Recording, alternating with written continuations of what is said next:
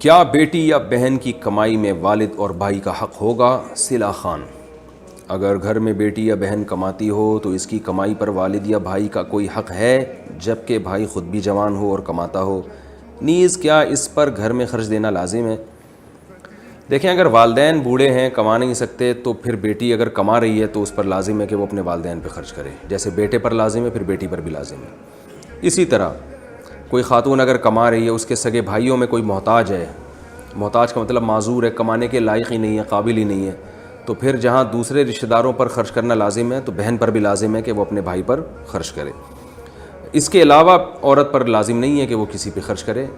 بھائی اگر جوان ہے اور کماتا بھی ہو تو پھر بہن پر لازم نہیں ہے خرچ کرے، لیکن یاد رکھیں اگر خرچ کریں گی تو بہت ثواب ملے گا، کیونکہ رشتہ داری جوڑنا اور رشتہ داروں پہ خرچ کرنا، اس سے تو بڑی برکت ہوتی ہے۔ نبی صلی اللہ علیہ وسلم نے فرمایا جو چاہتا ہے کہ اللہ اس کی عمر میں برکت دے فلیصل رحمہ، اس کو چاہیے کہ رشتہ داری کو جوڑے، تو خرچ کرنے سے بہتر تو کوئی جوڑ کا ذریعہ ہو ہی نہیں سکتا۔ نماز میں کمر سے شرٹ اٹھ جائے تو کیا حکم ہے؟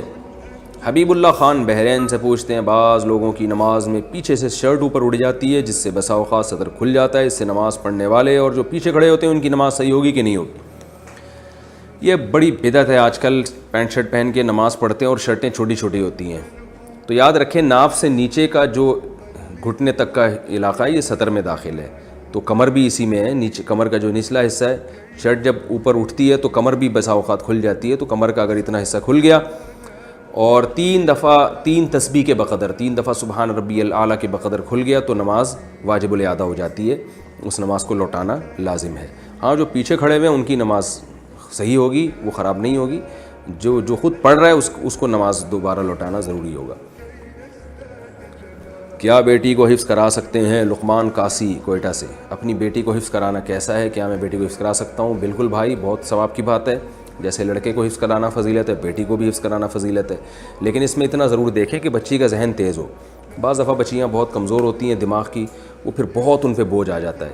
اور ایک بات کا خوب خیال کریں، جو بھی اپنے بچوں کو قرآن حفظ کروا رہے ہیں دیکھا کریں کہ بچے کی آواز تو نہیں بیٹھ رہی، کیونکہ بعض قاری بچہ یا بچی کو اتنا چخواتے ہیں کہ ان کے گلا بیٹھ جاتا ہے اور وہ روزانہ چخوا کے ان کا دماغ کمزور ہو جاتا ہے، موٹے موٹے چشمے لگ جاتے ہیں، اور میں نے تو بعض بچوں کو دیکھا ہمیشہ کے لیے گلا خراب ہو گیا، وہ بڑے بھی ہو گئے تو ان کا آواز ختم ہو گئی۔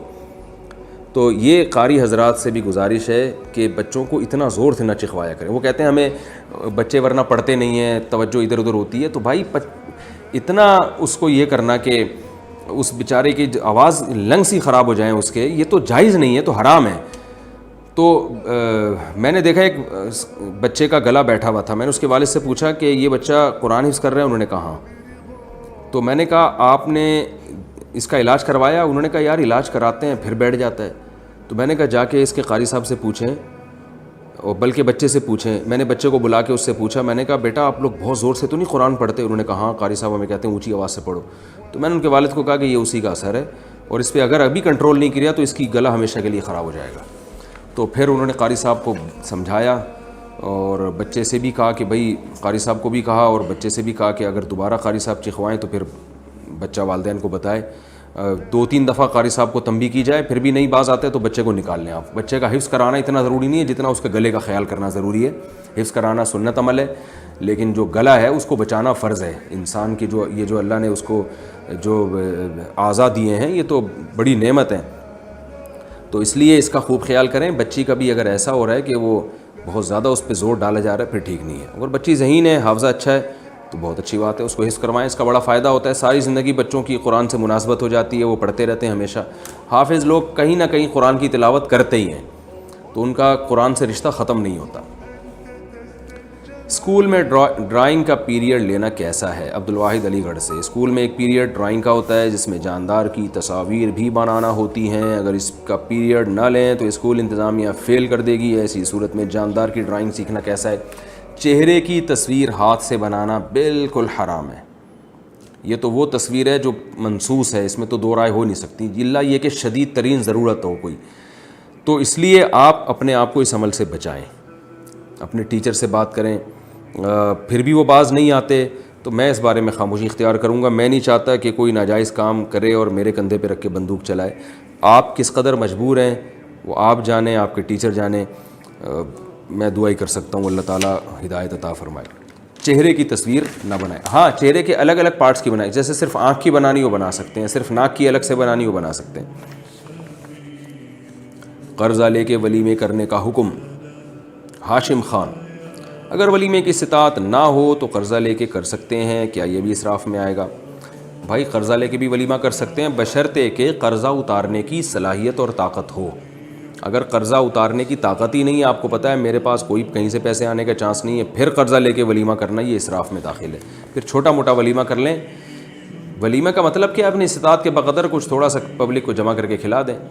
نبی نے ایک ولیمہ ایسے بھی کیا، آپ سفر میں تھے تو صحابہ کو کہا کہ بھئی دسترخوان بچھاؤ، جس کے پاس جو اچھی چیز ہے لاؤ، مل کے کھاتے ہیں۔ تو ایک طریقہ ولیمے کا یہ بھی ہے۔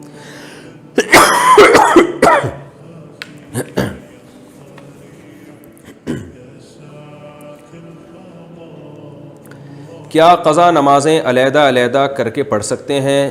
اختر شاہ، انہوں نے جگہ نہیں بتائی کہاں سے پوچھ رہے ہیں۔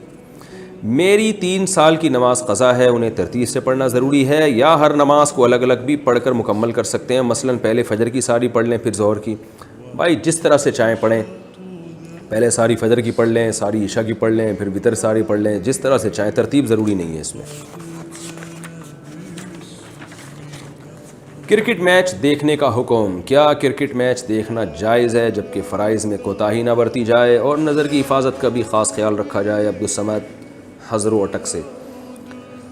بھائی میں تو اس کو ٹھیک نہیں سمجھتا، کیونکہ لہو و لعب کی ایسی قسم ہے جس کا نہ دنیا میں کوئی فائدہ نہ آخرت میں کوئی فائدہ، اور بہت زیادہ ٹائم ویسٹنگ ہے۔ تو میں اس میں لوگوں کو یہی کہتا ہوں، بھائی میں نہ دیکھتا ہوں، نہ کسی کو گھر میں کسی کو دیکھنے دیتا ہوں میچز۔ آپ اس بارے میں فتویٰ کسی دوسرے مفتی صاحب سے لے لیں تو زیادہ بہتر ہے۔ میں اس میں خاموشی اختیار کرتا ہوں، مجھے یہ ٹھیک عمل نہیں لگتا۔ جو بین الاقوامی سطح پہ جو میچز کھیلے جا رہے ہیں یہ بہت زیادہ انہماک ہے۔ اللہ نے ہمیں کسی مقصد کے لیے پیدا کیا۔ ایک کوئی کھیل ہوتے ہیں نا تھوڑی دیر کے ہوتے ہیں، وہ تو پھر بھی سمجھ میں آتا ہے، تھوڑا سا ہلا گلا ہو جاتا ہے، تھوڑا خوش ہو جاتا ہے انسان، لیکن یہ تو سارا دن برباد ہوتا ہے لوگوں کا اس میں۔ پھر اس کے بعد جو تبصرے چلتے ہیں وہ کئی مہینے چلتے ہیں۔ ایک چیز جو اتنی اہم نہیں ہے اس کو بہت زیادہ اہمیت دی جا رہی ہے، تو بہرحال یہ شریعت کے مزاج کے اس کے بالکل خلاف ہے۔ تو باقی حلال و حرام کا میں اس میں فتویٰ نہیں دیتا، وہ کسی دوسرے عالم سے پوچھ لیں تو زیادہ بہتر ہے۔